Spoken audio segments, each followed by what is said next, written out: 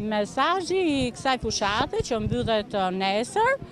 është për gratë dhe për vajzat në fakt që të informohen, të ndërgjegjësohen, të vetë ekzaminohen, të ekzaminohen tek mjeku i familjes, të mbajnë kontakte të rregullta me mjekun e familjes dhe sigurisht të bëjmë mamografinë. Mos kalojmë shumë kohë para televizorit, të bëjnë një jetë sa më aktive dhe të ushqehen shëndetshëm. Zakonisht janë 200-250 raste në vit, por jemi në 9 mujorin e parë, sfida jonë e gjitha, jo vetëm e shëndetësisë, por e gjithë aktorëve lokal, është punojmë më shumë për t'i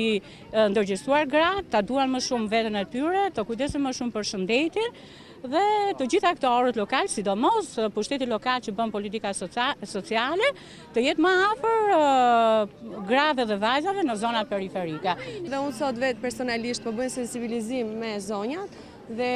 është më se normale tani që filozofia e të gjithëve ne duhet jetë për të parandaluar dhe t'i japim mundësi grave në mënyrë të tillë që ato të ekzaminojnë, sepse ekzaminimi mbi moshën 50 vjeç është falas, dhe sot do ta kalojmë kohën tonë, 2 orë të ditës tonë, do ta kalojmë duke sensibilizuar gratë të qytetit tonë për të parandaluar kancerin e gjirit, sepse realisht është një sëmundje e cila parandalohet dhe me kurim arrim që të gjithë bashkë të punojmë edhe këtu të ketë rezultate të mira.